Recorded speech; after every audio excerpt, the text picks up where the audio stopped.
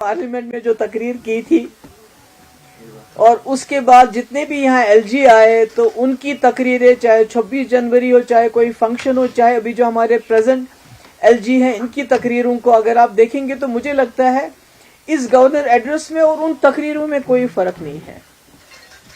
पहले डे 1 जिस दिन ये जम्मू कश्मीर के साथ ये मामला किया गया, उसको मैं कांड कहती हूँ, डाका डाला गया, उसी दिन से होम मिनिस्टर साहब ने उस वक्त floor of the house statehood की बात की और उसके बाद जितने भी एलजी आए, जितने भी बाहर से जो भी हमारे मिनिस्टर्स आते हैं, कोई आते हैं तो वो उसी बात को दोहराते हैं कि भाई स्टेटहुड मिलेगा।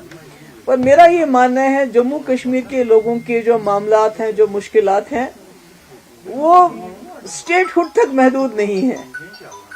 और अनफॉर्चुनेटली ऐसा लगता है कि जो बीजेपी का जो एजेंडा है, जो उनकी पॉलिसी है जम्मू कश्मीर को लेके, कहीं ना कहीं ये जो अभी इतनी बारी अक्सरियत से लोगों ने जिस सरकार को चुना है उसका एक्सटेंशन बन गई है। जो अभी तक हम कहते थे, चिल्लाते थे ये इलीगल है, अनकॉन्स्टिट्यूशनल है, कहीं ना कहीं नेशनल कॉन्फ्रेंस के लोग उन हरकत को जो बीजेपी ने इन सालों की, उनको जायज करार देने की उसमें दौड़ में लगे हुए हैं। और जितना भी हमारा डिसएम्पावरमेंट हो गया 2019 के बाद, डिसपोजिशन हो गया है, उसको एड्रेस करने की कोई बात नहीं है कहीं पर भी। और अनफॉर्चुनेटली हमारे चीफ मिनिस्टर साहब कहते हैं कि मैं जी केजरीवाल नहीं बनना चाहता हूं। आपको कोई केजरीवाल बनने के लिए नहीं कह रहे हैं, मगर खुदारा अपने लोगों की इज्जत नफ्स, उनके हुकूक के लिए तो खड़े हो जाइए। ये मतलब चीफ मिनिस्टर बनना तो ठीक है, मिनिस्टर बनाना तो ठीक है, मगर इसका मकसद क्या है? आपको लोगों ने वोट किस लिए दिए हैं? इसलिए दिए थे कि जो पिछले 2019 से यहाँ पर जो एक माहौल बना है, जो हमें बेइख्तियार किया जाता है, जो हमारी प्रॉपर्टी, हमारी जो मिनरल्स से, हमारे जॉब से, हमारी नौकरियों से, हर चीज से हमें आहिस्ता आहिस्ता बेदखल किया जाता है। तो लोगों ने इसलिए चुना था कि आप उसका इलाज करेंगे। गवर्नर एड्रेस में तो उस रेजोल्यूशन जो नेशनल कॉन्फ्रेंस क्लेम करती है, दावा करती है कि हमने जी 370 पर रेजोल्यूशन लाया, हालांकि उसमें उस 370 का कहीं जिक्र नहीं था। गवर्नर एड्रेस में उसकी भी जुर्रत नहीं की है, तज़किरा भी नहीं, इस कैबिनेट ने कि उसका तज़किरा हो। तो मैं समझती हूँ कि ऐसे में हम और क्या कहें, यही कहेंगे कि हमें तो ताना देते हैं ये, आपने जी बीजेपी के साथ सरकार बनाई, मगर हमने बीजेपी के साथ सरकार बनाने के बावजूद यहाँ पीडीपी का एजेंडा चला। जो एजेंडा ऑफ अलायंस बना वो भी पीडीपी का एजेंडा था। जो हमने 2 साल, मैंने और 10 महीने मुफ्ती साहब ने बीजेपी के साथ काम किया, उसमें भी पीडीपी का एजेंडा चला। चाहे पत्थरबाजों को एमनेस्टी की बात हो, चाहे हुर्रियत वालों को लेटर लिखने की बात हो, चाहे डायलॉग की बात हो, चाहे ऑल पार्टी डेलीगेशन लाने की बात हो, चाहे सीज फायर की बात हो, चाहे बीजेपी के 2 मिनिस्टर कुटवा रेप में ड्रॉप करने की बात हो, जो जिसमें उन्होंने जलसे में शमूलियत की थी। तो हमने तो उस वक्त बहुत मुश्किल हालात में, हालांकि सिचुएशन बहुत खराब थी, पर हमने अपना एजेंडा चलाया। आज लगता है बदकिस्मती से कहीं ना कहीं नेशनल कॉन्फ्रेंस हैज उस कम कर गए हैं, और वो कहीं ना कहीं जो बीजेपी पिछले 2019 से एक नैरेटिव चला रही है। देखिए, एक लेजिस्लेटर कैसे जुर्रत करता है, वो डिक्टेट करता है स्पीकर साहब को कि आप जी एंटी नेशनल और कोई ऐसा जो है रेजोल्यूशन या उसको accept, it is the job of the speaker, who is the BJP MLA to dictate it to him. मगर स्पीकर साहब खामोशी से सुनते रहे, मुस्कुराते रहे और सर हिलाते रहे, ये ठीक है। तो कहीं ना कहीं मुझे लगता है जिस उम्मीद से लोगों ने वोट डाले थे, 70% लोगों ने वोट डाले और एक जमात को यहाँ वोट डाले, जम्मू में बीजेपी को मिला, यहाँ ओवरऑल एनसी को मिला। तो कहीं ना कहीं मुझे लगता है कि उनकी, मैं नहीं कहती हूँ कि उन्होंने 4 महीने में ही पता नहीं क्या कमाल करना था, मगर जबान देखिए, बीजेपी 1947 से 48 जब से जम्मू कश्मीर का इल्हाक हुआ, उसके बाद स्पेशल पोजीशन मिली, तब से वो 370 के मुखालिफ बात करते रहे, उनके पास कोई ताकत नहीं थी। और आज उमर साहब कहते हैं कि मुझे 370 बीजेपी से कैसे लूंगा।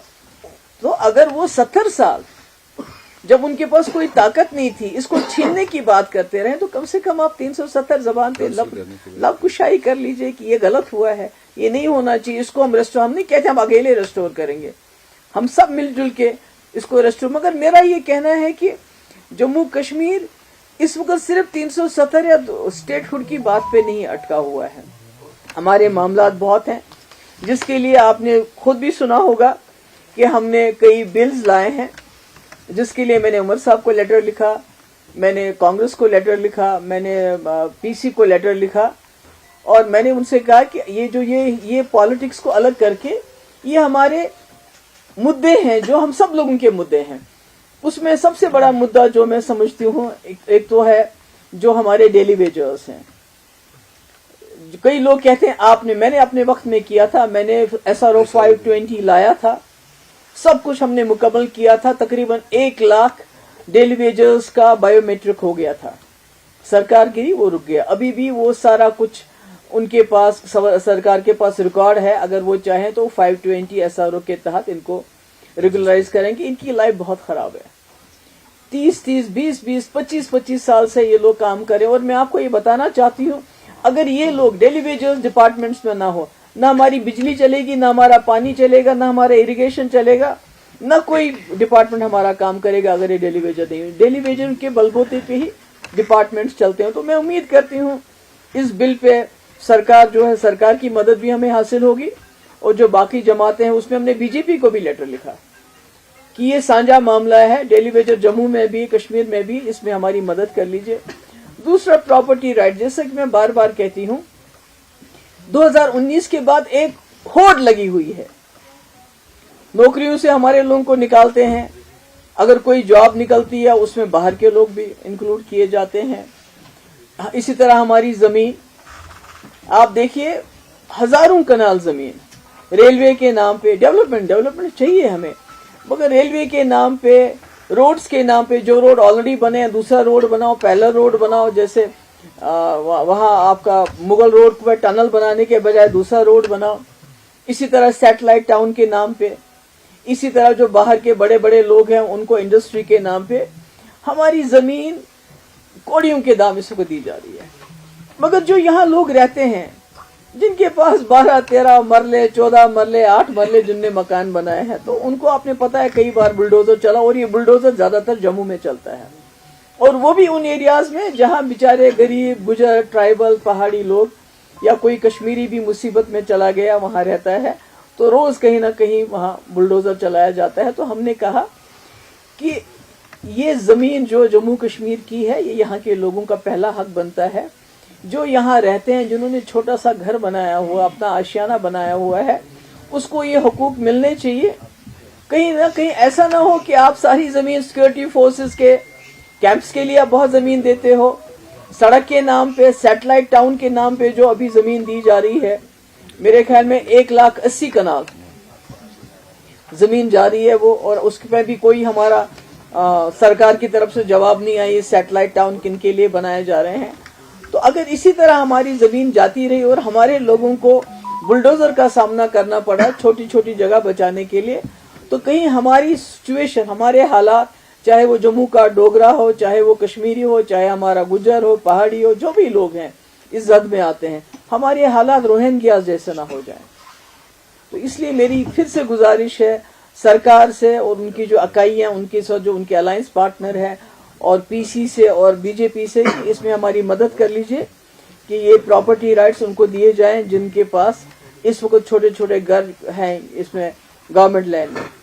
اور اس کے بعد بین آن سیل آف الکوہل، اس میں پبلک ڈرنکنگ کو بالکل بند ہونا چاہیے. تو آپ جانتے ہیں کئی لوگ اس پہ بھی کہتے ہیں کہ انہوں نے اپنے ٹائم میں کیوں نہیں کیا.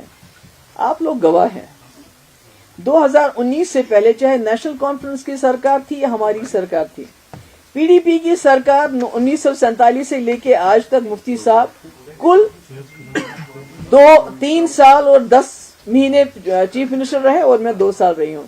تو 6 سال میں کہتے ہیں آپ نے کیوں نہیں کیا.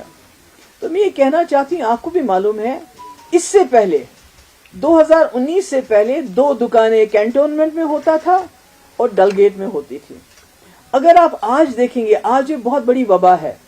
اور دوسری جو ٹورزم کو لے کے بات کرتے ہیں کہ یہ ٹورزم کے لیے ہے، تو میں کہنا چاہتی ہوں کہ پورے ملک کے اندر اگر کہیں ٹورسٹ سیف ہے، سب سے زیادہ ٹورسٹ جو لڑکیاں، جو لیڈیز، ہماری بہنیں، ہماری بچیاں اکیلے ٹریول کرتی ہیں، وہ کشمیر میں کرتی ہیں۔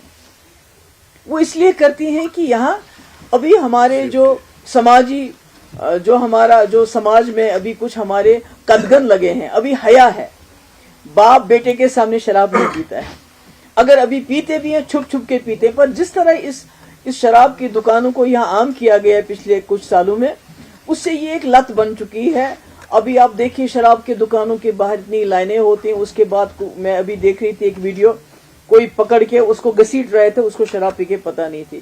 تو میں ٹورسٹ کے لیے بھی کہہ رہی ہوں، خاص کر ہماری جو بچیاں باہر سے آتی ہیں، ان کی سب سے بڑی سیفٹی یہ ہے کہ جموں کشمیر میں ابھی تک شراب کلچر اوپن نہیں ہے، ہو گیا ہے پر ابھی اوپن نہیں ہے۔ تو اس لیے میری گزارش ہے عمر صاحب سے بھی، چلیے ہم نے نہیں کی، آپ کر لیجئے، آپ کر لیجئے، تو اگر آپ کریں گے بہت اچھا ہوگا اگر اس پہ بین لگ جائے، اور اس میں جو ہمارے بچے جو ڈرگ ایڈکشن ہے ہمارے بہت زیادہ ہے، اور یہ جو کمبائن ہوتے ہیں دونوں، تو یہ بہت خطرناک ہے۔ ڈرگس میں تو پولیس بہت اچھا کام کر رہی ہے اور امید کرتے ہیں ہم زیادہ کام کریں گے، مگر اس میں بھی ہم چاہتے ہیں یہ ہماری مدد کرے۔ اس کے علاوہ ایک بہت بدقسمتی کی بات ہے کہ جو سیکریٹریٹ، اسمبلی سیکریٹریٹ، وہ کہتے ہیں آپ فلانی ڈپارٹمنٹ پہ کوئی سوال ہی نہیں پوچھنا چاہتے ہیں۔ تو مجھے یہ بتائیے کہ جب ہم نے الیکشن کے دوران میں وعدے کیے پرزنرز کو لے کے، ابھی ہم جاننا چاہتے ہیں کتنے پرزنرز ہیں، کہاں کہاں بند ہیں، کیا ہے، وہ کہتے ہیں آپ یہ سوال ہی نہیں پوچھ سکتے، تو پھر ہم کہاں جائیں؟ اگر ہم نہیں پوچھ سکتے تو کیا یہ فرض نہیں بنتا ہے اس سرکار کا کہ وہ گورنمنٹ آف انڈیا کے ساتھ یہ ٹیک اپ کرے؟ ہم نے بھی ایک جو ہے لیٹر بھیجا ہے، کمیونیکیشن بھیجا ہے، ڈی جی کو بھیجا ہے، چیف سیکرٹری کو بھیجا ہے، ہمارے وکیل جو عبد المجید ڈار صاحب ہے، سپریم کورٹ وکیل ہے، خورشید عالم کی طرف سے، کہ ہمیں لسٹ بتائیے کہ ہمارے جموں کشمیر کے کتنے قیدی ہیں، کہاں کہاں ہیں، ان کے نام بتائیے، تاکہ وہ بہت غریب گھروں کے لوگ ہیں، خاص کر سری نگر میں اگر آپ دیکھیں گے ان کے پاس اتنا پیسہ بھی نہیں ہے کہ وہ ان سے ملنے جائیں۔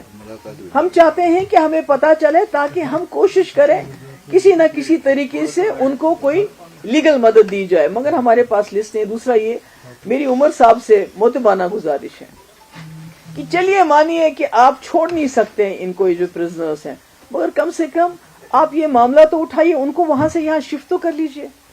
بہت بری حالت ہے، کئی ایسے لوگ ہیں جو کینسر کے پیشنٹ ہیں، مطلب میں نام نہیں لینا چاہتی، میں نام لوں گی کچھ لوگوں کا تو خدا نہ خواستہ ان کو اور تنگ کریں گے۔ تو میں ان سے یہی کہوں گی کہ کم سے کم یہ جو ہمارے پولیٹیکل پرزنرز ہیں ان کی ہمیں ڈیٹیل چاہیے، ان کے نام چاہیے، وہ کون کون سے جیل میں بند ہیں، ان کا ٹرائل بھی نہیں ہو رہا ہے ان کا، اور جن کا ٹرائل ہوتا ہے وہ اتنا سلو ہے کہ بیچارے ماں باپ کہاں سے لائیں گے اتنا پیسہ، اتنے سالوں سال ٹرائل چلاتے رہیں گے۔ دوسرا یہ جو پاسپورٹ اگر آپ ملتا بھی ہے پر نو فلائی لسٹ پہ آپ کا نام ہے تو کیا کریں گے؟ اس پاسپورٹ کا کیا فائدہ ہے؟ تو اس کا چاہتی ہوں کہ جو نیشنل کانفرنس کی سرکار ہے یہ ایشو کو گورنمنٹ آف انڈیا کے ساتھ ٹیک اپ کریں۔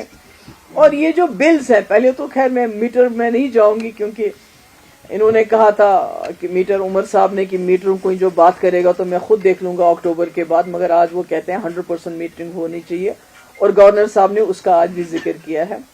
مگر میں کہتی ہوں جو غریب لوگ ہیں، جو اکنامکلی بہت ویک ہیں، کم سے کم ان کو ون ٹائم معافی دینی چاہیے، معاف کرنا چاہیے۔ ان کا جو فیس ہے ہزاروں میں ہے، کئیوں کا لاکھوں میں فیس آ گیا ہے، وہ بیچارے کہاں سے لائیں گے؟ اور بجلی کاٹ دی جاتی ہے۔ تو عمر صاحب سیتارمن جی سے، یہ نرملا سیتارمن جی سے سوال اٹھائیں، ان سے بات کریں کہ ہمارے یہاں بہت ہی حالات خراب رہے، مشکلات رہے، تو کم سے کم جو بہت غریب طبقہ ہے ان کی یہ فیس ون ٹائم معاف کی جائے۔ اور اس کے علاوہ جو ریٹرن آف کشمیری پنڈتس کا ذکر کیا ہے گورنر صاحب نے، یہ تو روایتی طور پہ ہر اس میں گورنر ایڈریس میں ہوتا ہے، مگر ہم جاننا چاہتے ہیں کہ وہ کیا سٹیپس لینا چاہتے ہیں، اس کے لیے کیا کرنا چاہتے ہیں۔ یہ تو ہم کہتے ہیں آنریبل، بٹ وٹ آل عملی وہ کیا کرنا چاہتے ہیں؟ بیکاز ہم بھی چاہتے ہیں ہمارے کشمیری پنڈت یہاں آئے، انہوں نے 2 سیٹیں ان کے لیے نامینیشن، ہم چاہتے ہیں نامینیشن کے بجائے اگر انہوں نے الیکشن میں رکھا ہوتا ان کے 2 سیٹیں ریزرو، ایک جموں میں ایک کشمیر میں، تو مجھے لگتا ہے وہ ایک راستہ کھل جاتا ہے. کشمیری پنڈت یہاں الیکشن لڑتا, لوگوں میں اٹھتا گھومتا, ووٹ مانگتا, وہ ایک اچھا راستہ ہوتا, پر وہ نہیں کیا. تو اس لیے میں یہ ہے جو ہم نے خورشید عالم صاحب کی وجہ سے طرف سے چیف سیکرٹری کو اور ڈی جی کو لیٹر کیا ہے کہ ہمیں جتنے بھی پرزنرز ہیں جموں کشمیر کے ان کی لسٹ دے دیجئے. ہم آر ٹی آئی بھی کرنا چاہتے ہیں, مگر پہلے بھی کسی نے آر ٹی آئی کیا گیا تو اس کو یہ جواب ملا کہ یہ سیکورٹی معاملہ, اس کا ہم جواب نہیں دے سکتے ہیں. اس لیے we went directly to chief secretary and D G صاحب. ہم چاہتے ہیں ان گھروں کی کسی نہ کسی طریقے سے کوئی نہ کوئی مدد ہو جائے, اور میں امید کرتی ہوں کہ عمر صاحب ان کا مسئلہ اٹھائیں گے کہ ان کو یہاں شفٹ کیا جائے. اس کے علاوہ اگر آپ کو کوئی سوال پوچھنا چاہتے ہو تو میرا آپ سے سوال ہے, جو پول پرومسز نیشنل کانفرنس کی جانب سے کیے گئے تھے, چاہے وہ فری راشن کا ہو یا 200 یونٹس الیکٹریسٹی کے ہو, 1,00,000 نوکری, جی اس حوالے سے آپ کا کیا کہنا ہے, آپ کی کیا تاثر؟ نہیں دیکھیے, میں کہتی ہوں میں I will not try to be very unreasonable. میں یہ نہیں کہوں گی کہ راتوں رات ہی یہ سب ہو جانا چاہیے, مگر کچھ چیزیں اب تک ہونی چاہیے تھی. جیسے انہوں نے ریشن کے بارے میں بات کی تھی تو کہیں نہ کہیں وہ ہونا چاہیے تھا. جیسے انہوں نے بجلی کے بارے میں بات کی تھی وہ ہونا چاہیے تھا. ابھی بھی وہی سلسلہ ہے, جو ریکروٹمنٹ ہوتی ہے وہ ایپٹیک کے ذریعے ہوتی ہے. ایپٹیک از اے بلیک لسٹڈ کمپنی, آپ کو معلوم ہے, اور انہوں نے کہا تھا 1,00,000 نوکریاں ہم دیں گے, اس کا کوئی ابھی ذکر نہیں ہو رہا ہے. تو میں کہتی ہوں اس سے بڑی بات جو ہے, جو یہاں ہیومن رائٹس وائلیشن ابھی کنٹینیو کر رہا ہے. ابھی آپ نے دیکھا بارامولہ, سوپور میں, بمائی میں وسیم میر, اور اپنے کٹھوا میں دیکھا وہ جو مکھن دین, کس طرح بے دردی سے ان کی جانیں لی گئی. اور افسوس تو یہ ہے کہ ہماری یہ جو سرکار ہے, انہوں نے مطلب وہ کہتے ہیں میں کیا کروں, کیا کر سکتے ہیں آپ؟ بات کرنا ہمارا کام ہے, ایشو اٹھانا ہمارا کام, آپ کا کام ہے ایکشن کرنا. آپ فون کر سکتے تھے ڈیفنس منسٹر کو, آپ ہوم منسٹر کو فون کر لیجئے کہ یہ نہیں چلے گا, دس از ناٹ ڈن. تو میں تو چیف منسٹر تھی جب میں نے آرمی کے خلاف یہاں ایف آئی آر دیا, اور سیتا رمن کو فون پہ سیدھے بتایا. اس وقت وہ تھی ڈیفنس منسٹر تھی وہ. میں نے ان کو بولا, میں نے کہا اس نے غلط کیا, so we are going to take action, we are going to launch an F I R. کر لی ہم نے. تو میں کہتی ہوں کہ کچھ تک کہیں تو اپنے لوگوں کے لیے کھڑا ہونا پڑے گا نا. آپ نوین پٹنائک بننا چاہتے ہیں, آپ کیجریوال نہیں بننا چاہتے ہیں, آپ ممتا بینرجی نہیں بننا چاہتے, آپ نوین پٹنائک بننا چاہتے ہیں, مگر کم سے کم یہ تو اڑیسہ نہیں ہے. یہاں تو لوگوں کے روز چھاپے پڑتے ہیں. اب چھاپوں میں تیزی آئی ہے, بند نہیں ہوا ہے. لوگوں کو نوکریوں سے نکالا جاتا ہے, آپ خاموش رہتے ہیں. آپ صرف کہتے ہیں میں کنفرنٹیشن نہیں لینا چاہتا ہوں. تو پھر سرکار کس لیے ہے کہ اگر وہ دلی کے ساتھ کنفرنٹیشن ہم بھی نہیں چاہتے ہیں, مگر بات تو کرنی ہے.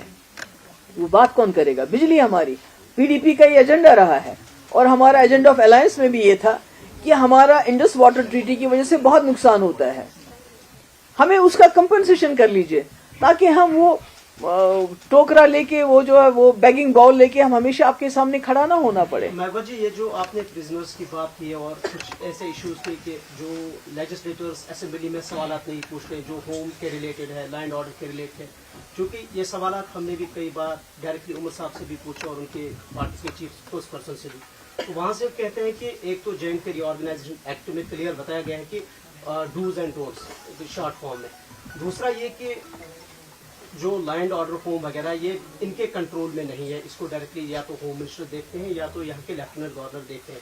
سو اس صورتحال میں شاید ان کے پاس نہیں, مطلب آپ نارملائز, یہ سب اس کا مطلب ہے جو 2019 کو ہوا, جو ری آرگنائزیشن ایکٹ کیا, جو انہوں نے قانون ہمارے پہ مسلط کیے, ان کو چپکے سے مان کے, ان کے بارے میں بات نہ کر کے, کوئی ریزسٹنس کر کے آپ وہ سب کچھ نارملائز کر رہے ہیں. You are not seeing this is not, یہ اگر آپ نے یہاں یہ زمین کا معاملہ ہے, اس کو ٹھیک بات تو کرنی ہے نا آپ نے. اگر آپ چپکے سے ہر بات مانتے ہیں, اس کا مطلب آپ نارملائز کر رہے ہیں, آپ کہتے ہیں سب کچھ جو ہوا ہے وہ ٹھیک ٹھاک ہو گیا. جیسے عمر صاحب نے ابھی دلی میں کہا کہ 370 کے بعد یہاں حالات ٹھیک ہو گئے ہیں. اس کا مطلب ہے you are normalising what is abnormal. ہمارے لیے تو اب نارمل ہے, ابھی بھی ہمارے لوگوں کو نوکریوں سے نکالا جاتا ہے, اٹس اب نارمل. کوئی ایکسپلینیشن نہیں دیا جاتا ہے, کچھ نہیں دیا جاتا ہے.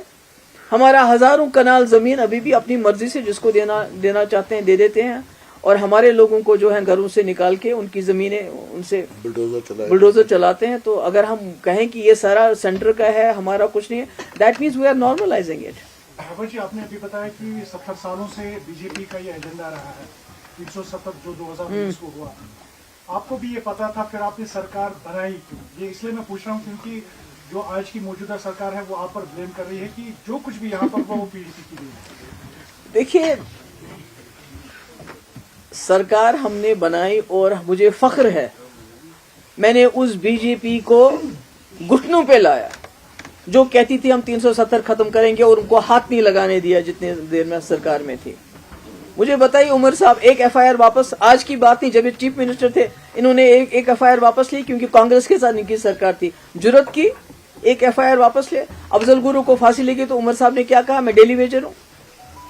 मेरे वक्त में एक बात बताइए कि जो बीजेपी की मर्जी से हुई हो, हमने अपना एजेंडा चलाया। अगर हम ताने देने लगे तो 47 किसने किया, इलाहाक का के ऊपर सवालिया निशान 53 में किसने डाला, यहाँ के लोगों को जहनी तौर पे किन्होंने बिल्कुल वो अनसर्टन माहौल खराब कर दिया। कभी हिंदुस्तान, कभी आजादी, आज अब फिर उमर साहब ने कहा प्लेबिसिट। तो अगर हम इल्जाम देने के लिए आए तो 75 में किसने नॉर्मलाइज किया प्राइम मिनिस्टर को चीफ मिनिस्टर बनाना, सदर रियासत को गवर्नर बनाया, मैं नाम लूं उनका। 87 में किसने दामलियां करके यहाँ कब्रिस्तान बनाए, किसने किए दामलियां, सलाहुद्दीन किसने बनाया, यासीन मलिक आज जेल में है तो किसकी वजह से है।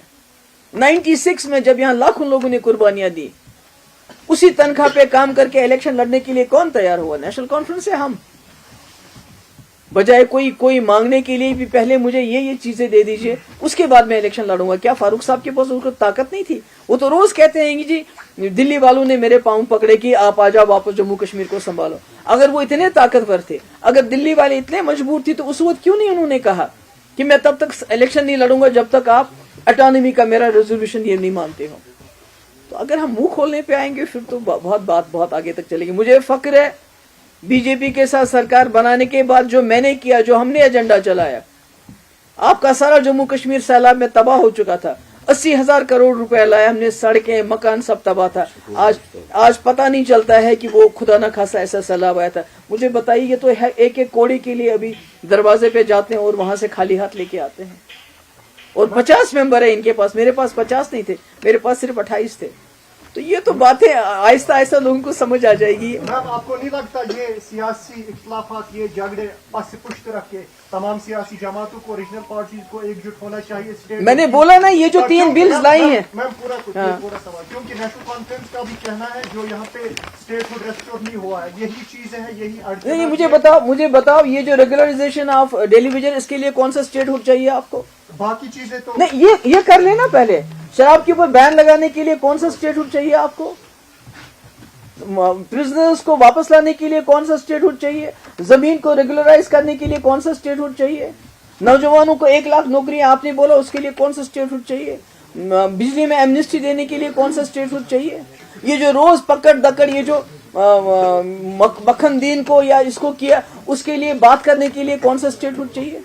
ये तो स्टेटहुड का तो बहाना है, कोई काम नहीं करना है। भाई आपके पास जो पावर है उसको इस्तेमाल करो। स्टेटहुड वो तभी देंगे जब वो देना चाहेंगे। आपके रोज रोज उनके दरवाजे पे जाने से कुछ नहीं होगा। मैम, बिल 2024 उससे आप हमारी इंसल्ट करते हैं, जम्मू कश्मीर के लोगों की इंसल्ट करते हैं जिनका सब कुछ खो गया है।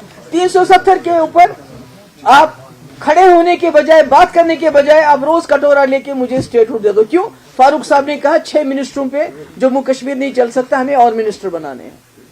तो आपको नहीं लगता मरकजी सरकार को भी ये लग रहा होगा कशिर पर अच्छी सियासतदान कहाँ रोज गाँव, वो भी फिर उसी नजरिए से चलते हैं? नहीं, वो तो उनको देखना चाहिए जिनके पास 50 सीटें हैं, वो उनको सोचना चाहिए कि जम्मू कश्मीर